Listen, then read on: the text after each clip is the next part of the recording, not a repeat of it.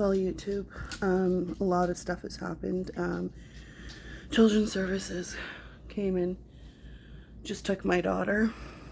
Not knowing or caring how fragile my daughter is, they came and took her today. They don't really understand, basically, with my daughter being at the Stollery Hospital, the very hospital who told me that my son was not sick when my son had been clammy, sweaty, white and pale, crying, coughing, and I got told I was a hypochondriac, and they sent my son home. My son had a viral pneumonia, and he died in my arms. Was declared brain dead on Father's Day because they told me I was a hypochondriac, even though I have a daughter with high medical needs before that. And this was done by what they call a professional, one of the professional doctors. My, I guess, ex, you call him now, I had plans to leave, kept calling Children's Services on me, saying that I was suicidal, shoving pills in my mouth, all these things. Constantly following me around, triggers, and just engaging. I've been trying to find a way out for a very long time. For 5 years at least, I've been trying to fix our home and save our home for 5 years. 5 years. Trying to get my partner to work with me. Worked against me, forced us into foreclosure. During my cancer, I had a brain bleed, a rare brain bleed up on the side right here, that people typically die from. So now in 2 weeks, we are literally homeless. I've been asking for supports and for help and trying to get applications in, trying to get income. I can't work due to my brain bleed, and a lot of other things. I'm antisocial, all this stuff, right? I survived childhood abuse. At 15 years old, I had a boyfriend who died in a house fire. My parents split up, and my mom was aggressive and abusive at the time. So I didn't know how to deal with everything, and I took it into my hands to do a suicide attempt of taking over 500 pills into my system and things like that. And because of this suicide attempt, everybody uses it against me constantly. They just play it on the system. So it's been played against me very badly. They took my children away. They went and got court orders, everything. The guy before, he was like, oh, we're just taking Tim. And then he's like, I never said that. I never said that. And it's on videos where they said, oh, it's just until Tuesday. And I said, it's not going to be till Tuesday. And I knew that because I know how children's services work. They make the paperwork look good. They think they're doing this great job by taking these kids away from their homes. But my daughter is medically fragile and she will probably more than likely die. And I'm putting that out there raw because of children's services and the lack of attention and knowledge. They just took her. They didn't even sit down with a meeting with me. And Mom, what do we need to do for her care before we take her? Nothing. They didn't take her cough assist. They didn't take a lot of things that she needs to make sure and ensure it's all ready to go. Nothing. They just come in, take her. They told me that they found a place. I saw a text message come in really quick in between trying to find a home, because I have one person telling me to find a home for my kids and me, and another person telling me to find a home for just me. I have less than 2 weeks. They could have told me this months ago if this was their intentions. And I knew this was their intention because this is how children's services work. Yes, I yell a lot. Yes, I'm frustrated a lot because somebody doesn't want to pay the bills. Somebody doesn't want to pay the mortgage. Somebody doesn't want to pay our medical. Somebody doesn't want to let us go outside. Somebody doesn't want to say, let's go for a walk with our daughter. I can't have a normal life. I can't just let my daughter go to school. I can't just, it's not been normal for me, and that's not been fair for all of my family to be ripped apart the way they have been and just split up instead of saying, wait, this family never had the supports in the beginning. We need to put these supports in because our system failed that. We need to get this family help ASAP, make sure everything is in place right now. And we should have done this years ago, right from the point I had accountants. We have to do everything as a business when your child is sick. or a family member. So they have this thing called FSCD. Home care is supposed to hire accountants that are supposed to help you. Get this. So I get these accountants, and like almost a year later, or a long time later, we sit down at the table and they're like, oh, Lisa, you're supposed to do employers' deductions on top of employees' deductions, and FSCD doesn't give enough funding to pay all of that stuff that we're supposed to pay. They did not inform us of this, so I got dinged out the wazoo. A huge penalty. And home care had the audacity to sit at the table and say, well, Lisa,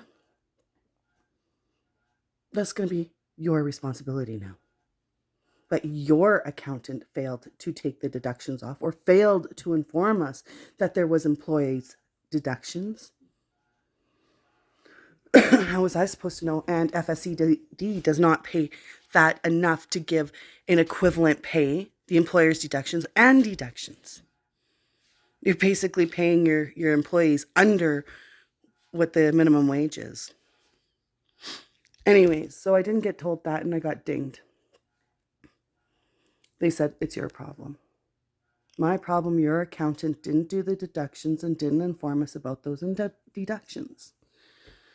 So that's where a lot of it started. A lot of it started too. They sent in an RN telling me that, all this stuff, because a lot of people do not want to speak up on behalf of kids with a spinal muscular atrophy, especially here in Edmonton at the Children's Hospital here, because majority of the time they will tell you to hold your baby and let them go. There's another SMA mom who has a 20-month-old baby, and plus another little 4-month-old baby or 5-month-old baby now. And they haven't given her the information that they should be giving her for the supports that she's been asking for. She's been crying and asking for supports and more education and help and things like that. But they haven't said, there's some SMA moms that, even besides me, if they don't want to pick me, because the Stollery is going to have a controversy against me. They want to nail me so bad because of how much I spoke up. That's the other thing. I've spoken up against the Stollery for 15 years about what has happened to my son, things that have happened to my daughter, and I've had to fight for, that have left me in literally PTSD. There's so many parents, when you look at them, they're like, oh, I have PTSD when I go to the Stollery. Yeah, no doubt. No doubt. It's supposed to be a supportive place. John A. Bach, in I think it was 2002, my daughter was diagnosed in 2008. There was protocols of management for spinal muscular atrophy. Stollery Hospital refused to even try to look at those protocols and just kept telling us, let your child die. There's nothing else you can do. But there was something else we could do. And they were negligent to inform us this. The Stollery Hospital that saves lives all over the world, that brings doctors from everywhere all over the world to save lives of all children. Really, because my daughter, Anna, never got treated that way. When she needed supports to breathe, she got denied. Then she crashed and she aspirated and had to get flown back to Edmonton. And in my charts, they said that I was crazy and that they don't know why I was angry, but they couldn't understand or comprehend that my daughter's lips were turning blue and she was really struggling to breathe. And they said that mom was crazy and they don't know why she was mad, because you weren't helping my daughter get adequate breathing supports that she should have been able to be entitled to. I don't know, we save all children's lives and we bring doctors from all over the world. So what happened to bringing John A. Bach to the world, the world of SMA? There was that available. No, we don't focus on that. We only focus on heart and cancer because genetics is a low number. That's what I've been told. Costs the hospital $10,000 a day. Really, but what did it cost in the beginning when we started cancer and all this stuff?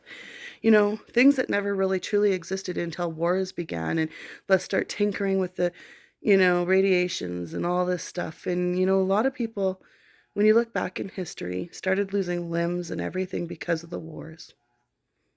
I don't know. Now, I have children's services who lie to me and they side around. They don't even tell me what's going on. They just tell me little bits and pieces. Like, yeah, they sent a message saying, oh, we're picking up Anna, blah, blah, blah. But it didn't clue into me by the time I got this message, because here I'm trying to stress to find a home for my family, find something suitable. I don't even know where all of our things are going to go. Nobody has wanted to help us. We've been asking for years for help with just our power bill alone. And we find out that there has been availability of help, and no one put their arse together to say, oh, this family needs help with the power bill. And it hasn't been being done, but we have the availability of it. So how much back pay of 15 years is that, guys? Of delinquency on their behalf. That's not just the power bill. Let's start going through everything that our government policies are supposed to have ongoing and supports for families who hit situations when somebody does get sick. And you can say, oh, well, you know, blah, blah, blah, blah. You can say whatever you want. But you know what? Tomorrow you can be diagnosed with, if you're diagnosed with cancer tomorrow, you have no worries. Cancer's got your back. You're well funded there. No worries on that. But you get diagnosed with a person or family member who has genetics. There's a mom who is, also, good job, all that stuff, very, put together, all that stuff. 18 years of her trauma. Different diagnosis of her child and stuff like that. Another one.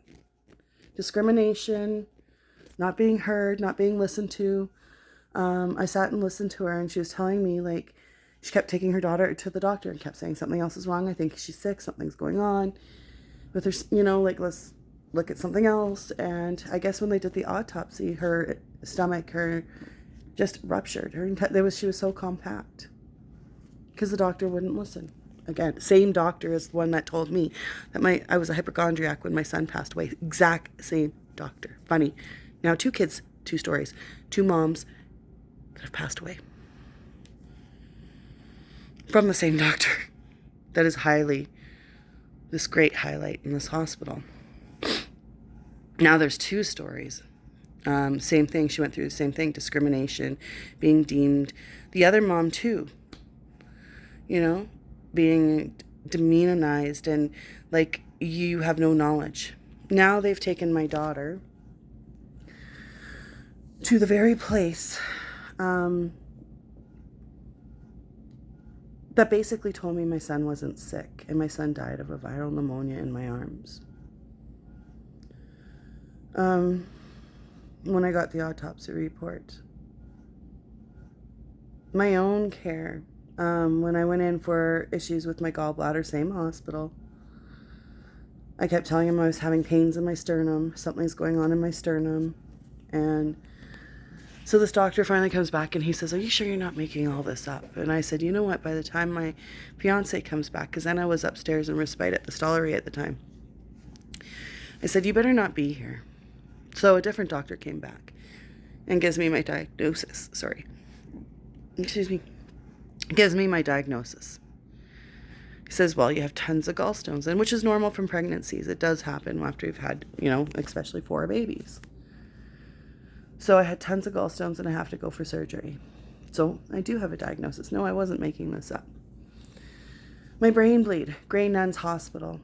August 6th, I go in and thunderclap headache. They said it was a migraine. Sent me back home.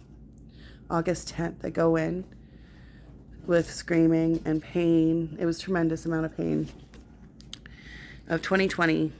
And go in there, and the nurse starts telling me to stop crying and stop screaming, and that I'm being a hypochondriac. And it's just a simple little migraine. And then she went outside and she was mocking me with the other nurse, saying how much of a hypochondriac I am and how much of a whiner I am over a stupid migraine, and people like me are basically idiots, and on and on and on. So I go in for a CT scan, come back out, and 2 paramedics are waiting for me to take me to a different hospital, to the U, because I had a brain bleed. So what I was experiencing of pain, extreme excruciating pain, that was bringing me to my knees, I felt ripping, I felt tearing, I felt pain, excruciating pain. And went back to the hospital. They transferred me to the U of A. By this time, I've had no fluids all day. 86 degrees. It's really warm outside for Canada, for Alberta. That was really hot. The air conditioner wouldn't work in the house. The one that we paid for and asked the company over and over and over that it's broken. We need it for medical because I have medical. My daughter has medical. Nope, never would come fix it. So we had no air conditioner in the house. My fault for not drinking water all day. I didn't drink water or eat at all that day. And I ran errands like nonstop. I never stopped at all.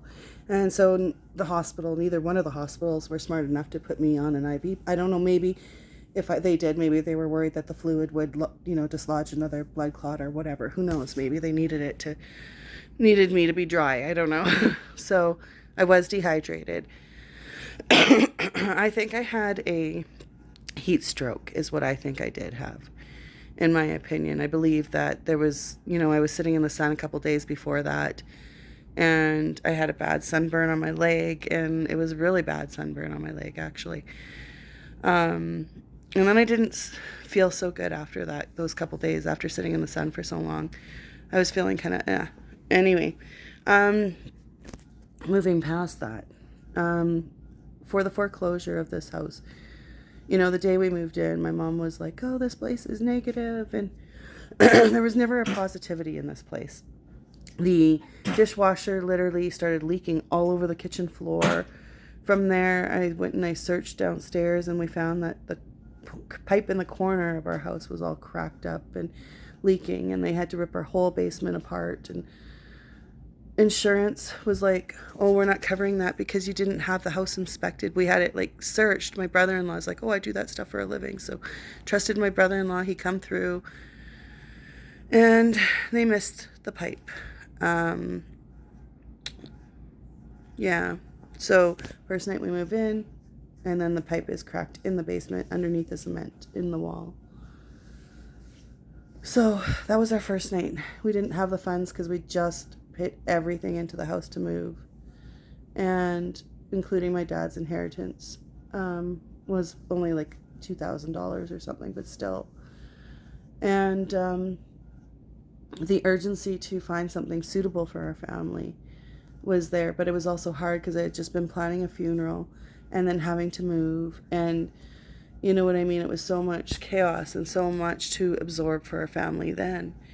Now I have no idea where we're going to store all our things, or if there's even going to be a possibility to store this. This is like my family's history, my daughter's artwork, my kids' pictures, like everything, my daughter's medical equipment. Like, I have no idea where we're going to even store anything now. I have no idea where anything's going to go. And yes, I do have a GoFundMe going. So, I mean, if you want to share it, pass it around, check out the link. Great. That would be awesome. Because right now, we do need a home. It's not that I haven't tried. I mean, I really have been trying. Like, let's sit down with credit counselors, Hugo. Let's, go to counseling. We're slipping here. Like, don't be yelling about everybody else. Who cares about everybody else? We need to focus on us. We're falling, and we need a foundation for our family. We have it, every time we had the opportunity, it was like just thrown away. Like, you just keep throwing the opportunities away. And keeps thinking that I say that he killed our son, because when he took Caleb into the doctor's office, right? And because I kept saying, the doctor won't believe me, he's sick. And so he finally was like, okay, well, I'll take him in. And he took him in, and he's like, oh, he's probably having seizures. He'll be fine, and sent him home. Just keep an eye on him. So comes back home with Caleb, and we get in this big fight. And I sleep in Caleb's room that night. Next day, he sees what I'm seeing. He puts a toe probe on Caleb. Caleb's oxygen's at 86%. And he's like, oh my God, he called an ambulance. And I went with Caleb to the hospital.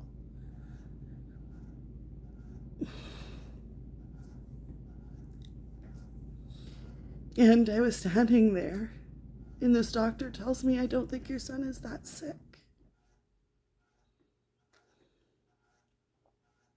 And I saw my son go limp and stop crying and watch the clock and kept thinking he's gonna be okay.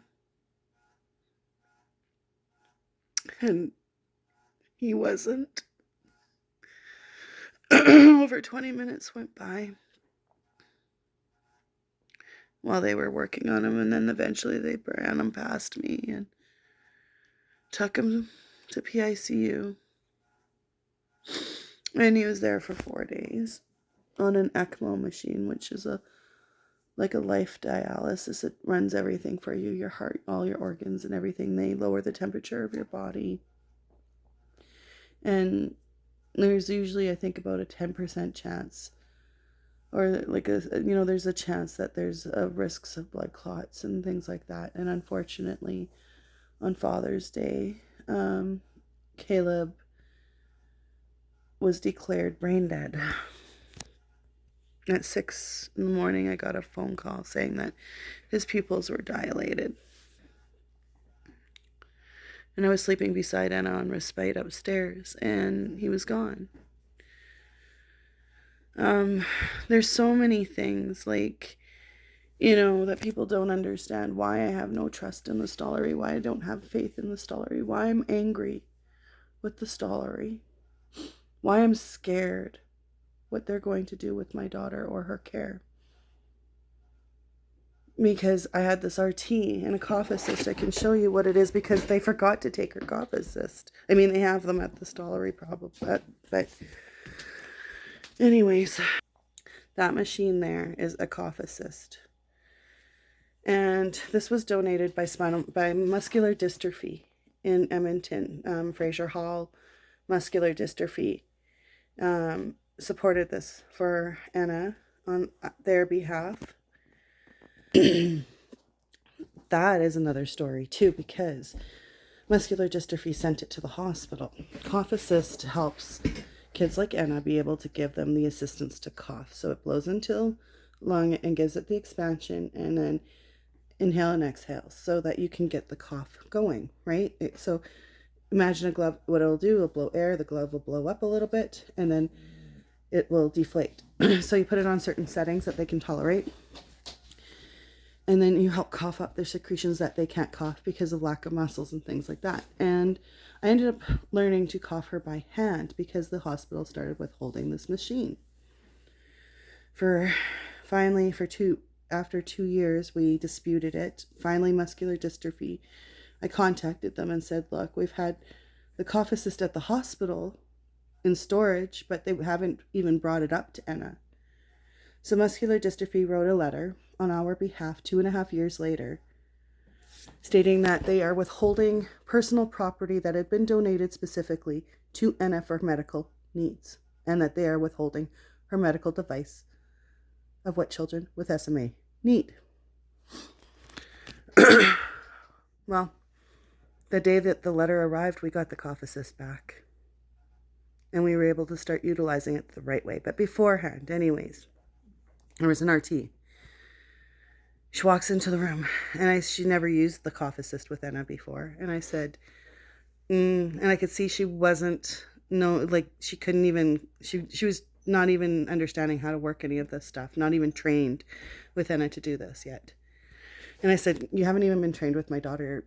I don't want you touching her with a cough assist. Like, don't. I don't want you to touch her. Like, just no, not until you have experience and knowledge and training.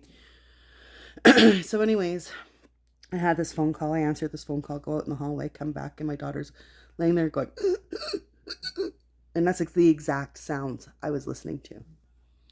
And there were bubbles, and she's choking because she went and used the cough assist. But after you use a cough assist, you need to suction the secretions out, because you cough secretions up. She didn't do that. She stood there, and my daughter's saturations and her oxygen levels and everything just started dropping very rapidly. She was going blue and dusky, and she was gasping for air. And this RT and I eventually got into an argument, and her dad started rubbing her sternum, started getting her resuscitated, started suctioning and cleaning her airways, and giving her, he was figuring this out the second day he met Anna again, like, because he was gone for 7 months of her life, of the first time that she was born, because he has 3 kids in Quebec that he had to deal with, things like that anyway. So he didn't get to meet Anna for the first 7 months. And when he did, the second day, this was his way of greeting. He was picking everything up and just figuring it all out, like randomly, because this RT didn't even call the bell. There's a call bell literally right across my daughter's bed, right beside her head. And she didn't even hit the call bell. Like, at this point, her saturations were so low, she should have been calling for emergency assistance, and she didn't. So then anyways, we get into this argument, and she's like, oh, what are you blaming me for this? And I said, yeah, I am, because I asked you not to touch my daughter, and you did. I told you you did not have knowledge of this device with her. You did not have training, and you went ahead and did it because you keep demanding you have a doctor's order. Great, you got a doctor's order, but then maybe you should have confirmation before playing with someone else's child's life that you've got the adequate training for someone's life. Because she didn't, and she's an RT, and she could be playing with your life next. Remember COVID, how that happens randomly? It just picks people even if you're healthy. Yeah, that could be your life, because you know what? There's trachs that are on shortages that we went through too because of all of it.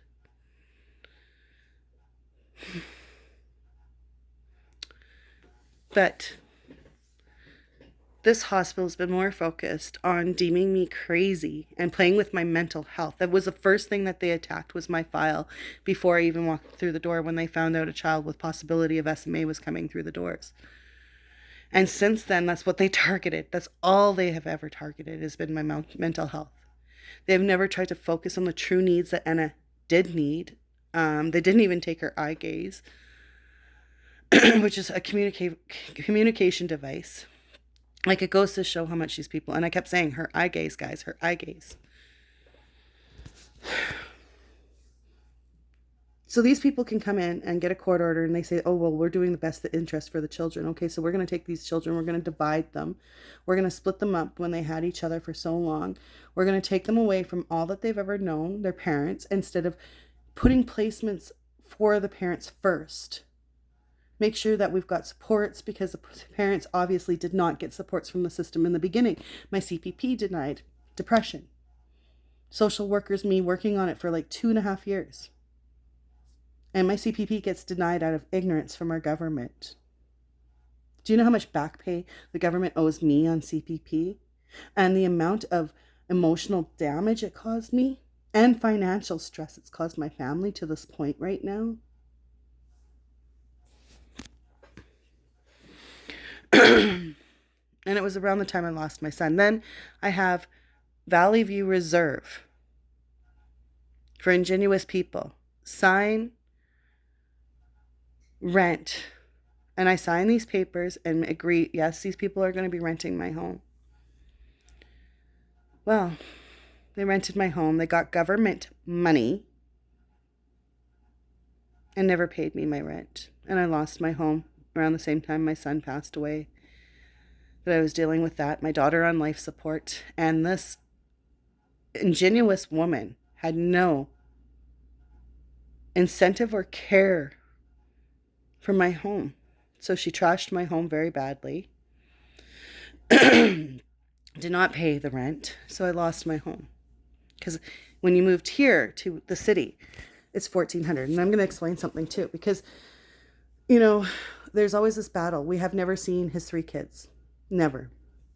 Never had custody. Never tried to fight for them. Never, you know, a whole lot of nevers. Which is really weird. Paying child support for them. It's not a whole lot. I get it. But their cost of living there and living off the government supports, getting all the help that they can get. Plus, Quebec gets more help than we do here in Alberta because they get our Albertan money. Plus, they get the higher tax and all that stuff. So they get more programs. Here, we get no help.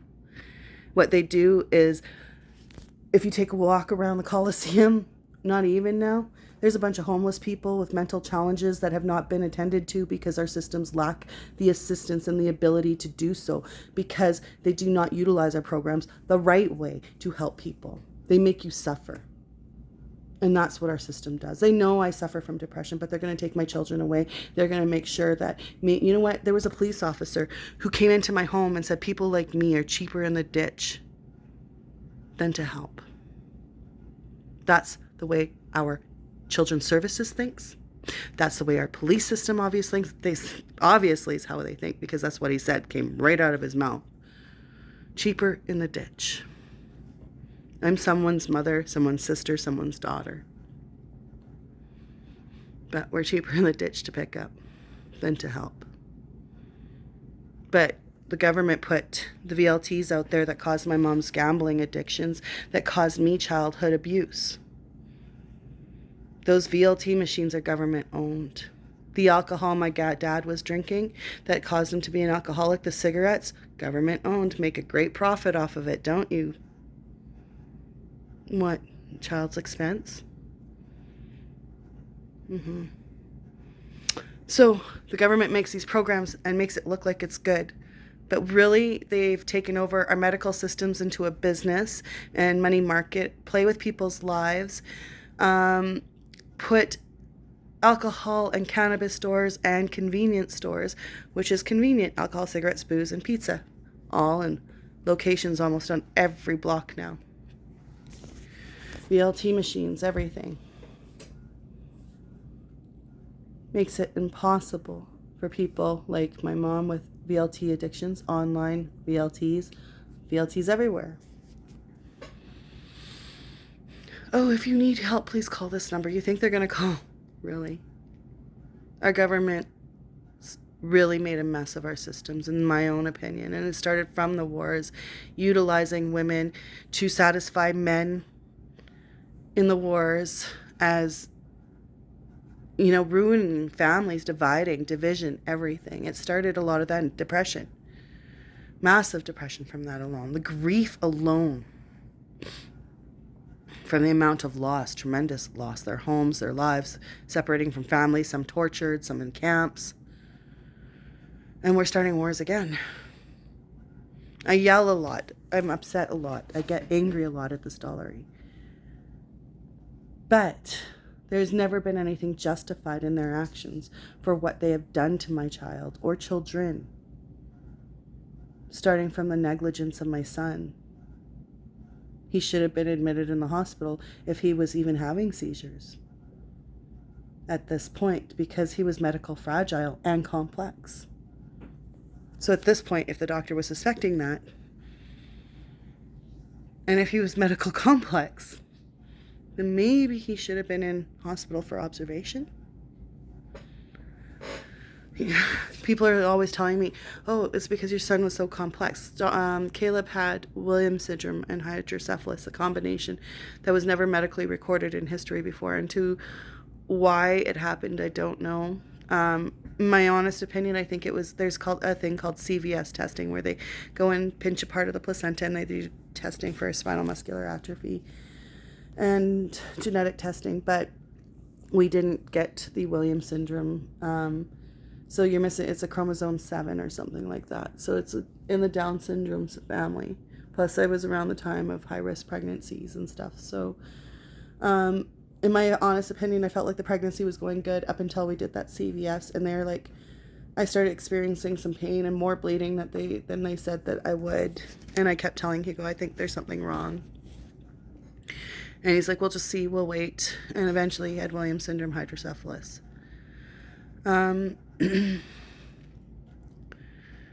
So they did have to put a shunt in his head.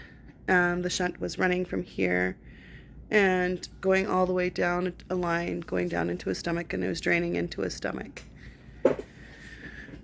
So I had a daughter on life support plus my son, and then the treatment that I received from the Stollery. I mean, I'm not saying it was always bad. Like, the social workers eventually, when they started seeing the situation, jumped on board a little bit more and started really taking action. And actually, one of them was told if they didn't stop advocating, they would lose their job. So she was put into pressure, stress leave, all this stuff, and basically told that she'll lose her job. Gag ordered kind of thing, right? Shut up, don't talk, do your job. That's what the hospital is like.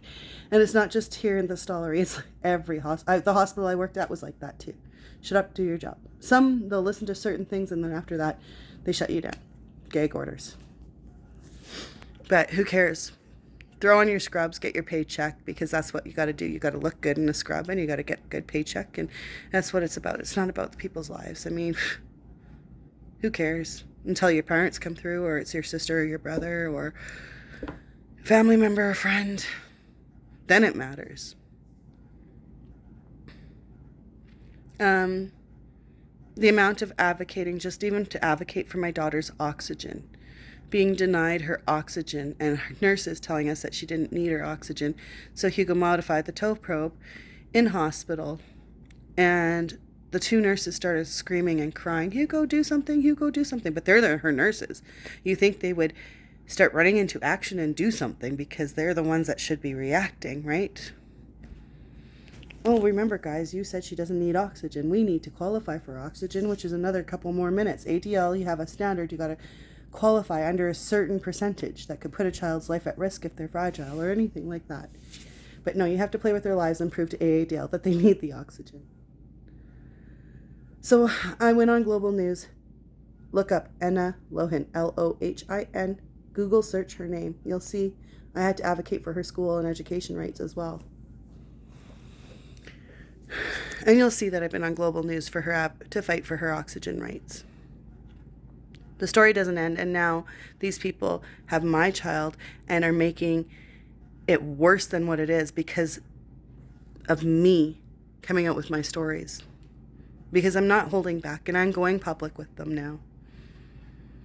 I should have a long time ago. I did have somebody from Patient Relations that was willing to take my story, willing to work with me, but it was so much that I was so overwhelmed to speak. And when I was ready to speak up, I ended up getting this other person who home care manager wanted and was demanding. And we were like, no, because she's not, you could feel she wasn't authentic like the other lady and wasn't working on our behalf to help take in our concerns. So we asked for someone else. They're like, nope, you're not getting anybody else. No, because you want to sweep this under the carpet. Now they have my children, my daughter, anything happens to her. I can't see her for the time being, all this stuff. And we have always done her care. We've taught the Stollery how to do her care. We literally had to be like, guys, she's crashing. No. Guys, get the crash cart ready. She's starting to crash. No, all of a sudden she crashes. Oh, she crashed. Don't stop using the NJ tube for a second. Hang on. Give her a break. No, got to shove the NJ tube down her throat, and she crashes. Never listens to the parents. Hospital ethics will come in. Start exploiting my daughter's file in front of all the families in an ice room full of 4 families. And talking about it openly, my daughter's file. Not even tell me that they've got hospital ethics involved. So I go and introduce myself to hospital ethics. And I say, why are you openly discussing my daughter's file? Oh, I'm hospital ethics, blah, blah, blah. I've been asked. Really? So you feel that you can go and openly do investigations in an ice room while I'm sitting right here and everybody can hear what's going on? Good job, hospital. Good job about private policies too, by the way. That was awesome. So everybody got to hear this.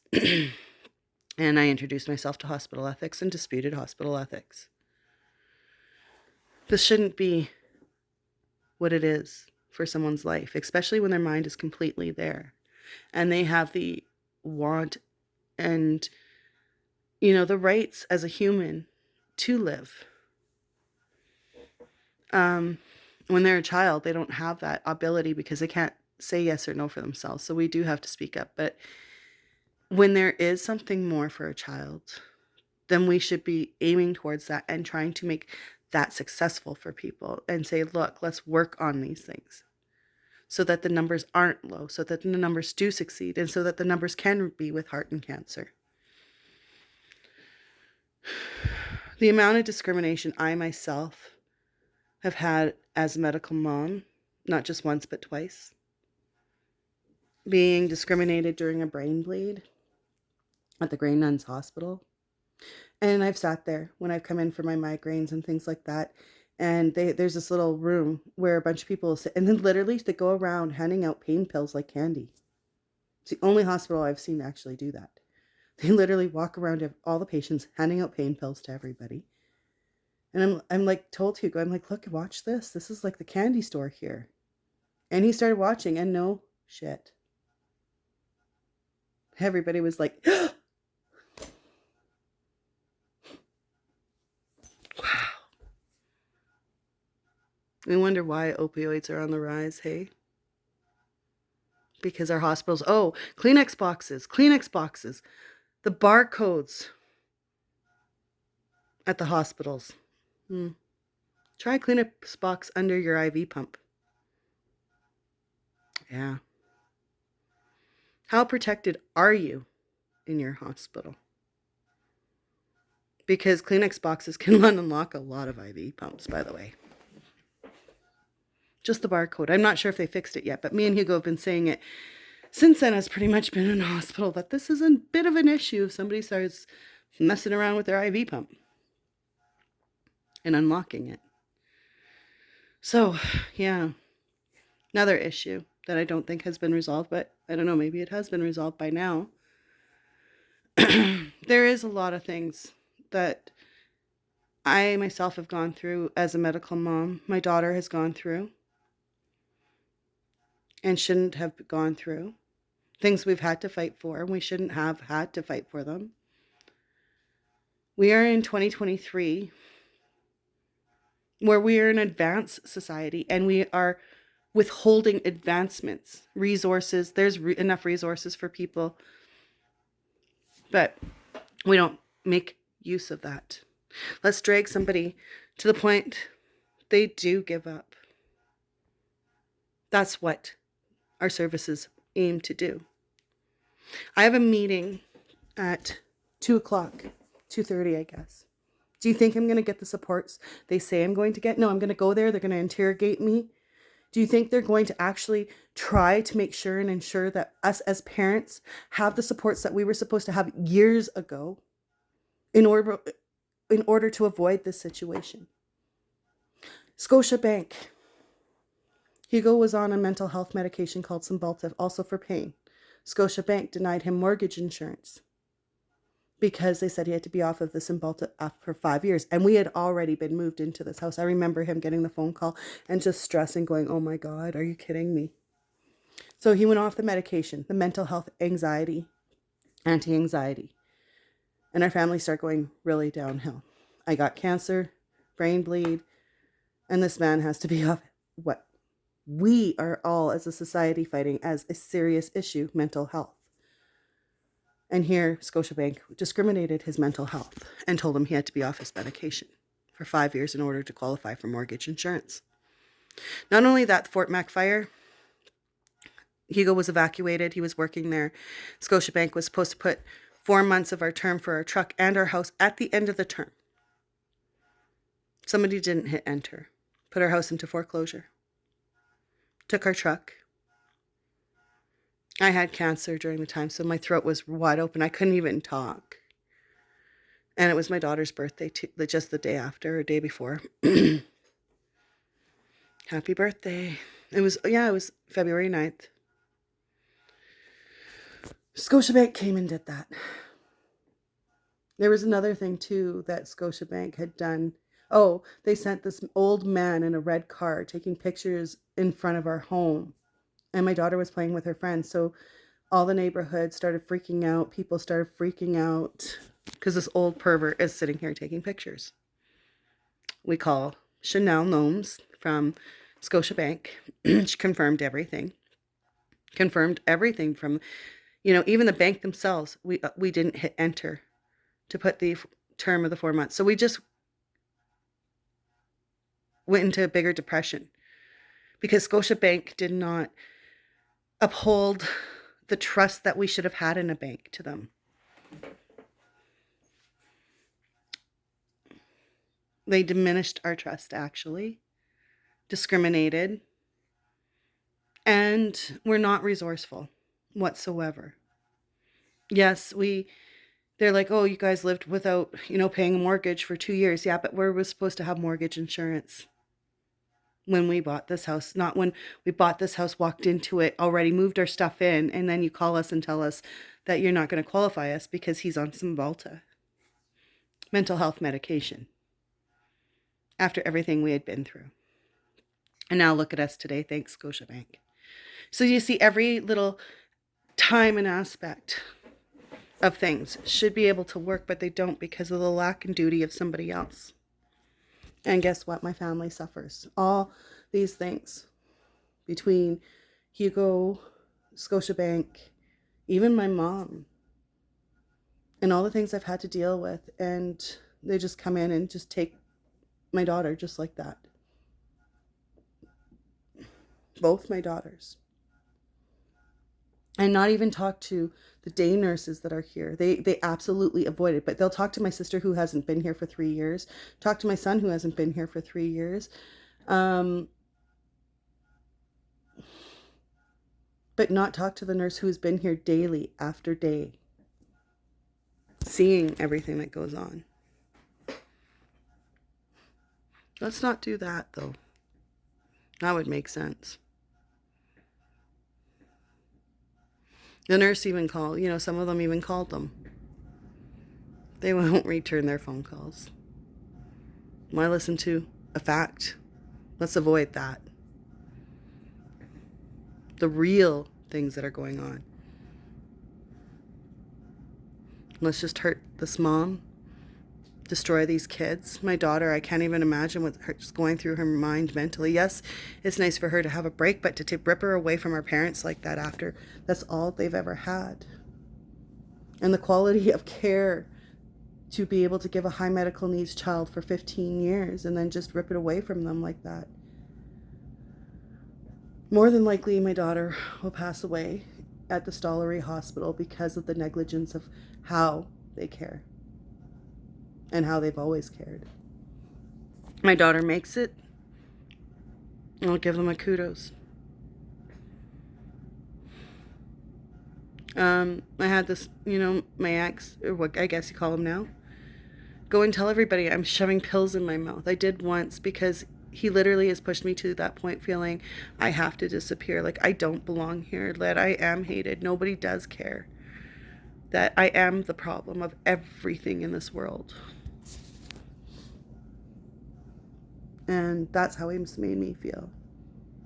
But I lose my children because of this man. I lose my home because of this man. I lose my home because of everything. The lack of supports from Scotiabank, the lack of the supports from the insurance. And you pay into these things. And eventually we lost our house insurance. So we haven't had house insurance at all for probably 5 years. We have had no house insurance. It's been gone. So Scotiabank has been letting us live here, without house insurance. And I think that's illegal. I think you're supposed to have house insurance, or they're supposed to ensure that you have house insurance. We did. Everything went downhill really quickly. And it is what it is at this point. And I have 2 weeks to find home for our dogs. 2 weeks to... and I don't have that time to find a home now. I've been trying, and it's been such a kerfuffle from the whole mix-up they've had since November to help us. To try to sit down and say, okay, you guys need help with power bill. Let's get this started. Let's get this started. Because we should have had these supports a long time ago for you guys. And they haven't. They failed. And yes, people are like, oh, we've tried to help you. You tried to help me, you get my applications in. I have to do 3 applications because one application of the 3 applications of the same place denies it the first time. It's just a gong show. The amount of paperwork that is not efficient wastes so much time, and families give up. They get exhausted, they get drained, they get stressed. It's unbelievable what the amount of paperwork does to a medical family. It stresses us out.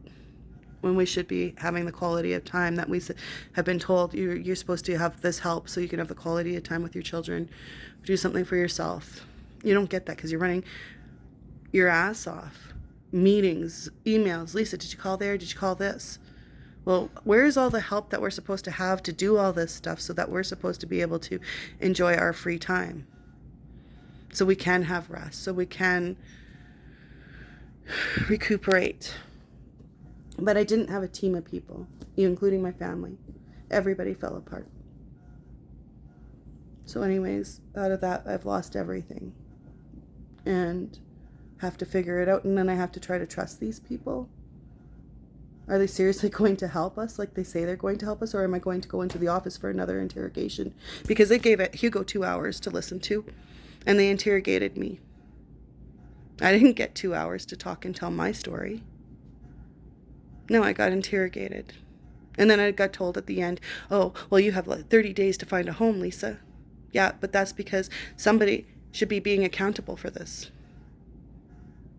I had been trying to keep our home together. Unfortunately, I didn't have a partner to do that, and I suffer, and my kids suffer. And I get labeled now. My own daughter told me that, it's okay, Mom, we know you're mentally ill and it's all your fault. It's what she said to me before they took her. Yeah, but nobody's going to look into that. The mental damage that's been done between me and my daughter. I've learned one thing: never trust anybody again. That you can't trust anybody in this world. It's a very cold world, and no wonder people say focus only on yourself, because it's a very individualized, selfish, cold world, in my opinion. What was done to my family, and people watched it. They see us suffer. They see what we went through, and they tell us they were not going to speak up because their hands are tied. They'll lose their jobs. But they don't care that at any given moment they could trust somebody and be in the same position as me and be that mother. They may think they've got the whole world together, or that their son or daughter might meet someone and be in this position one day. And they're part of the problem because they didn't fix the system. And they could have. They could have been authentic and say, you know what, this is right. Now, this dollar is going to probably try and do all the stuff against me. And they're going to probably kill my daughter, in my own opinion. If they give my daughter high top quality care, I doubt it. Because they haven't yet. My son is dead. When I said he was sick. And there is pictures, you can see the pictures when he starts getting pale. And when he was sick, you can see the time frame in his photos. But I'm a hypochondriac, guys. I've had to live with that. And there's never been any justice on my son's behalf, or my daughter, or for my family. This is our world. It's a Trump world. Big, ugly chess piece. It's a big, ugly chess game. And I really would like to see the efficiency and the authenticity of these people. Do they really care about my children? Do they really care about the realism of what happens or what these kids need? Because so far they haven't. Oh, I did my job. I took these kids away because the parents are fighting. Okay, well then maybe why don't we put one parent there? Because when the parents are together, they're fighting. So let the one parent go see the child, and then let the other parent go see the child. So they're not together fighting in front of the child. Oh, wow, that would be too much work to think about, because it's better to make us look even worse and then take the children, put a court order against us, then put us through hell, and put my kids through hell, put my family through hell, and then probably my daughter's going to die through all of this because they cannot do the medical care properly. Because they didn't even take time to sit down with me at the table to say, okay, Lisa, what do we need to do for Anna before we take her? No, they didn't. What does Anna going to need? How can I come see how you do her care to make sure it's going to be done properly? Let's not do that. Do you know how many children die in medical care because of negligence alone? Start reading files and start talking to the parents. You'll find out a big story is behind a lot of that. So I'm going to go, peaceful rage. Also, the other thing too, somebody had made a comment about doing cardio. Cardio for mental health, awesome suggestion. But again, careful. Because women are sensitive. And men just think it's easy to pick at women's weight or target women's weight. And not even think that, something can happen to their own mother or sister one day because of these things. Cardio, great suggestion, but I can't do it. Brain bleed, increase my blood pressure. I used to go to the gym every day. But again, comments like that, not necessary. I mean, people are going to be overweight. People are going to be skinny. People are going to be ugly. They're going to be who they are.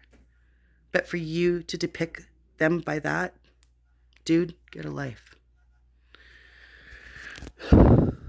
So, if you think, yes, the cardio, great suggestion for mental health.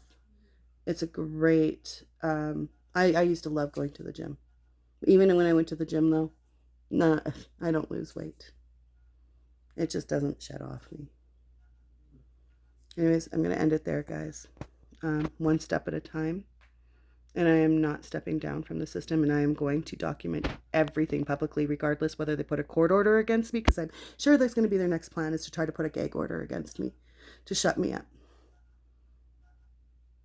But I'm not going to. I don't care. This is all going to be publicized for a very long time. One step at a time.